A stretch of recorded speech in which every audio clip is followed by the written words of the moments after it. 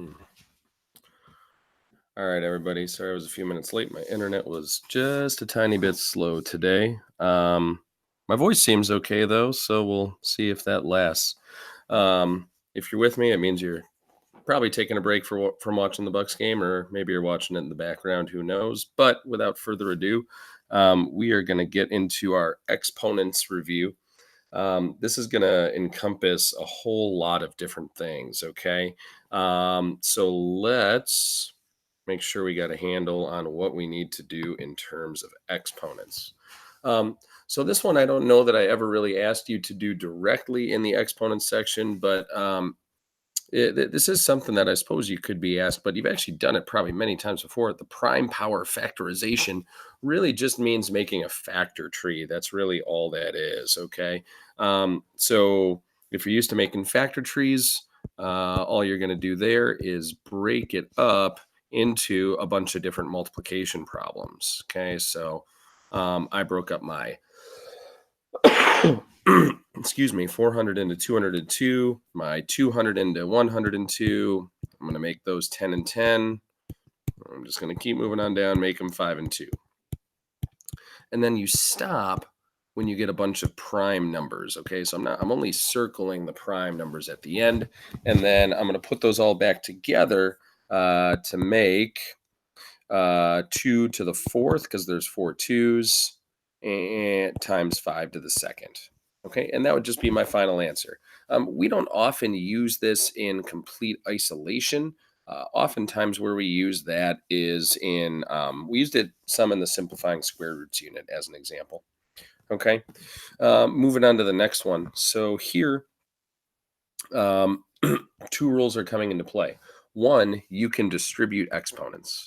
That is totally possible. As long as there's no addition and subtraction in there, you can do that. But they get distributed up into the exponent part. Okay, so the 2 goes to m and becomes m squared. When you have a double exponent like we do in the ends, you're going to multiply those exponents. Pretty much the same thing happens over here. And then the next rule that's going to come into play, excuse me again. The next rule that's going to come into play is when you have, when you're multiplying expressions, you add the exponents. So we're going to multiply, for example, those two n's together, and there's 8 total n's. And we're going to multiply the m's together, and there's going to be 18 total m's. Okay, so again, two rules came into play there. When we distributed the exponent, we were multiplying the exponents, right? That's what happened up here with our 2 times 4. Oh, I'm noticing I just did something wrong. I said 2 times 4 is 4. I'm going to go back and fix that. That should be an 8. Okay, good thing I was checking my work here. So again, when you're distributing, you're multiplying exponents. And then when you're multiplying, you're adding exponents. So 8 plus 4 is 12. My fault. Next, down here, we're going to simplify. Okay, so a couple different rules are going to come into play. I really think, though, that the easiest way to handle these is to do it basically with just fraction cancellation. So if it were me, what I would do is this. I would kind of section this off. I'm going to try to do this gently. And you're basically treating this like 3 different fractions, okay? And the reason I tell you to treat it like 3 different fractions is for a pretty simple reason. And that's because the way you treat regular numbers is different than the way you treat exponents, okay? So for example, the 4 over 8 is going to cancel to 1 and 2, just like a regular 4 and 8 would. Okay, but in the middle, you can either think of it as subtracting exponents or just canceling things out. 3 of these u's cancel with 3 of these u's, and we're left with 3 down on the bottom. 4 of these v's cancel with 4 of those v's, and we're left with 1 on the bottom. So we're still left with a 1 on top and nothing else, because everything else kind of canceled and went away. And then we're left with 2u to the third v down on the bottom. Over here, on number 4, we're bringing those multiplication rules back into place. We're going to multiply those exponents on top. So we get 56 and 49. On the bottom, it's very important that you realize that the 6 is being distributed to the exponent. So I'm not doing 2 times 6. I'm actually doing 2 to the 6th power, which is initially what I'm going to write. Okay. Now I'm going to do a couple different things. One, I'm going to basically be subtracting my exponents because essentially what I'm doing is saying, okay, 24 of these m's cancel with 24 of those m's on top. And that leaves me with, oof, terrible m. Try again. That leaves me with 32 m's on top. Okay. Then I can't do anything with the p to the 49th. I almost started trying to do something with it till I realized there's no other p's in the problem. Okay. Same thing down on the bottom with the n's. There's no n's on the bottom. And then as far as my 2 to the 6th goes, all I really want to do there is just evaluate that expression. So basically, I want to do 2 to the 6th power. I want to multiply 6 2's together. That gets me 64.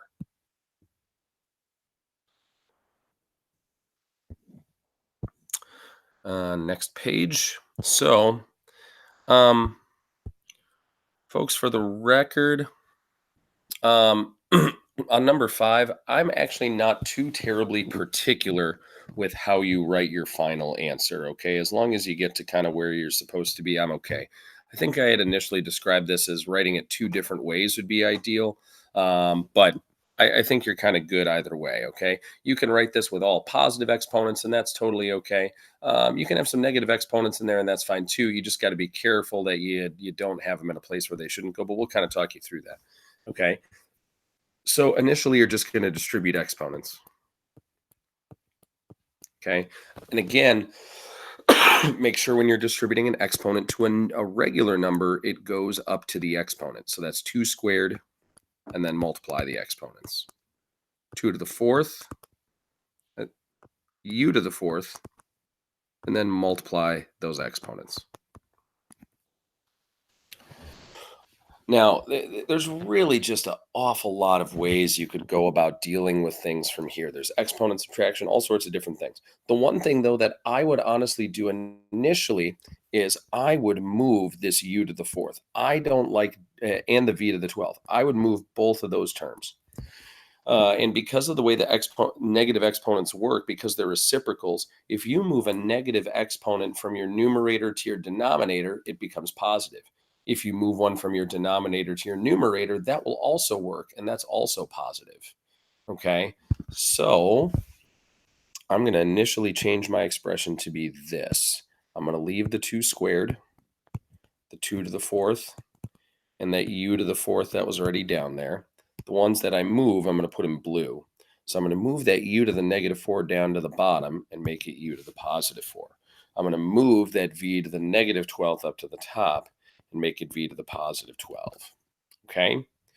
Now I'm dealing with only positive exponents. So really the only thing to do is anywhere where you see 2 of the same thing, you've just basically got to decide, am I canceling things out or am I combining things, right? Adding them together. Okay. So with my, I'm going to switch back to red. With my 2's, I'm taking 2 of these 2's and canceling out with 2 of these. So I'll be left with a 2 to the 2nd on the bottom. With my v to the 12th, there is absolutely nothing there that I can combine it with. There's no other v's in the problem, so I need to leave that all on its own. And then my 2 u's down at the bottom here, they're both in my denominator, so I'm going to combine those together and make it u to the 8th. And then the last thing I'm going to do is change 2 squared to 4. Bingo. That's really it. Now, you didn't have to change those negative exponents to positive exponents, but I really feel like that is one of the very easy ways of dealing with negative exponents and kind of making it a easier problem. The rest all kind of deals with scientific notation, okay? So we're going to kind of look at these things. First, changing scientific notation into a regular number. What you have to understand is this: multiplying by 10 just increases the place value by 1 or moves the decimal place to the right. Dividing by 10, which is basically what we're going to be doing in number 7, involves shifting the exponent or shifting the decimal point, to the left, or decreasing the place value by 1. Okay, so this really says, number 6 anyway, says take 1.12 and increase the place value by 3, or multiply by 10 3 times, or move the decimal place 3 to the right. I'm going to rewrite that number down here. I was having trouble working with that. 1, 2, 3. And then if you have a blank, just like when you multiply a regular number by 10, like when you multiply 5 by 10, it becomes 50. You multiply 11 by 10, it becomes 110. You're just going to stick a 0 in there. So that's 1120. Over here in number 7, you're doing the exact same thing, except because it's negative, it's telling you to divide by 10 twice. So you're taking 8.39 and you're moving the decimal place to the left twice. And again, you're filling in with a 0. We get 0.0839. In those next two problems where you're converting to scientific notation, what you're really trying to do there is decide, where does my decimal place go? Right? It could go where it is, or it could go all sorts of other places within this problem. Where does it go? And the way you make your decision is by figuring out what would create a number between 1 and 10. Okay, so for this one, it would be between the 4 and the 8. So I'm going to rewrite my number as 4.8. Then I go times 10, and I figure out how many times do I want to multiply 10 or take 4.8 and multiply it by 10 to get back to my original number. The answer would be 3, because if I multiply 4.8 by 10 3 times, I get right back to 4,800.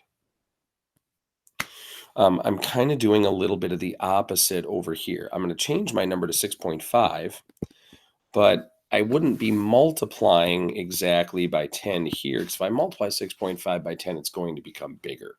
What I actually want to do is divide 6.5 by 10 a number of times to figure out, how do I get 0.00065. I would divide it by 10 4 times, so I'm doing 6.5 times 10 to the negative 4. Last but not least, for problems in scientific notation here, when I'm doing a multiplication problem, I'm going to do 3 times 4. I'm going to multiply those whole number pieces. And then our rules for exponents when we're multiplying are that we add the exponents. Okay, so I leave the base the same. I leave that 10 the same, and I add the exponents. -6 plus -1 is -7. Okay, I'm going to do the exact same thing over here on number 11. I'm going to divide 4 and 5. So I'm doing 4 divided by 5. Yes, that's a fraction, but you can turn that into a decimal. It's 0.8. My rules for dividing when I have exponents are that I subtract the exponents. So what I'm doing here, and I'm going to write it out, is 4 minus -2. 4 minus -2 turns into +6. So I get 8 times 10 to the +6. Now, I actually have problems with both of these answers. They're both numerically correct. However, none of them are currently in scientific notation for one simple reason. The first number is not between 1 and 10. On our first one, we're a little too big, and on our second one, we're a little bit too small. Okay, we can counteract that by doing the following. First thing that we can do is we can change 12 into 1.2. But because we don't want to actually change the value of our number, we have to be a little bit careful here. Okay, so we decreased our 12 to make it into 1.2. That means we're going to have to increase our exponent to balance it out. It's basically like we're dividing by 10 in one part of the number and multiplying by 10 in another part of the number. If I go up 1 from -7, that gets me to -6. Now I have an answer that's in scientific notation. Over here, I'm going to kind of do the exact opposite. So my 0.8 is too small. I'm going to change it to 8 by moving the decimal place 1 to the right. So I'm making it bigger. In order to balance that out in the other part of my number, I need to make my exponents smaller. So I'm going to drop that down to 10 to the 5th. And now I've got an answer in scientific notation. This was done on a Friday night. I'm sure not everybody was watching, but if someone was watching, that's great. Thanks for joining. If not, like most of you watching this later, if anything comes up that you don't quite get, let me know, and I would definitely be happy to help you out. Um, enjoy the Bucks game, and see everybody on Monday.